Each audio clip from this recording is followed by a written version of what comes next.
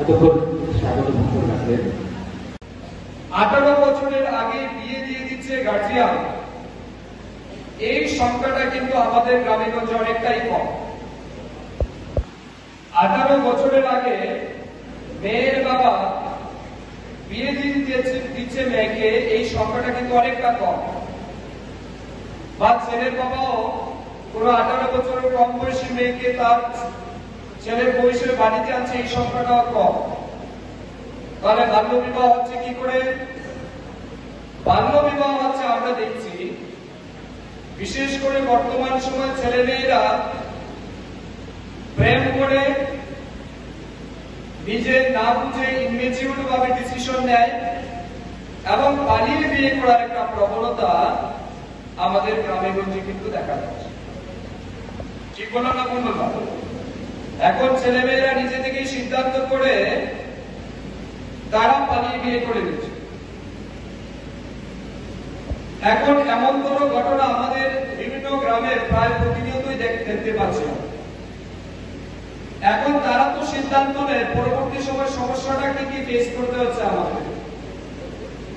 Face করতে হচ্ছে প্রথম সমস্যা কি, ছেলে এবং মেয়ে যখন পালিয়ে বিয়ে করলো, তারা দেখা গেছে পালিয়ে ট্রেনে করে হয়তো চলে গেছে আসাম, গুয়াহাটি, নতুবা দিল্লি, নতুবা ব্যাঙ্গালোর, নতুবা কলকাতা, নতুবা তাদের কোনো আত্মীয় বাড়িতে। এবারে মোবাইল সুইচ অফ, ছেলের মোবাইলও সুইচ অফ, মেয়ের মোবাইলও সুইচ অফ।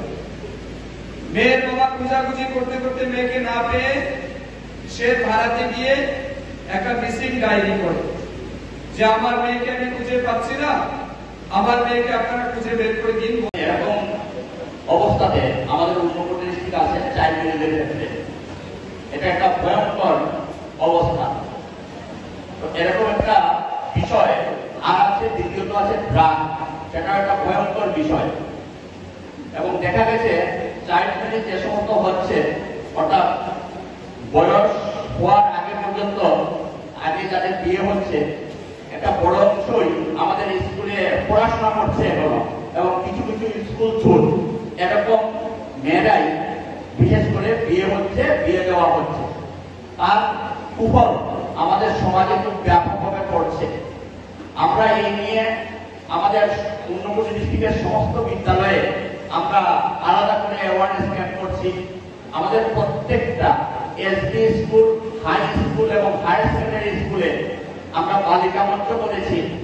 এখানে বিভিন্ন ক্লাসের একজন দুজন করে মেয়েরা থাকবে, 5 বা 7 জন বা 8 জনের একটা টিম হবে, এবং এই টিমের লিডার হবেন ওই বিদ্যালয়ের একজন দিদিমণি বা লেডি টিচার। ওনারা বিভিন্ন ক্লাসে ক্লাসে ছাত্র ছাত্রীদের অ্যাওয়ারনেস করতেন, যাতে তাড়াতাড়ি বিয়ে হলে কি তার এফেক্ট করতে পারে। এর বিভিন্ন এফেক্ট এটা নিয়ে বিস্তারিত আলোচনা করবেন। এখানে আমাদের রোগী মহোদয় আছেন, আলোচনা করবেন।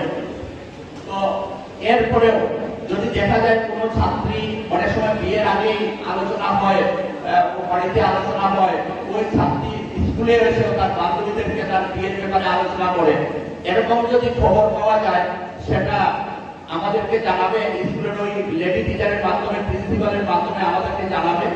আমরা তার যদি বিয়ে না হয় উপযুক্ত সময়ের আগে, সেই ব্যাপারে আমরা সঠিক জায়গাতে জানাই, সেখানে তাদের কাউন্সিলিং হয়। তো আমরা চেষ্টা করি বিয়ে আটকানোর ক্ষেত্রে। মাননীয় মন্ত্রী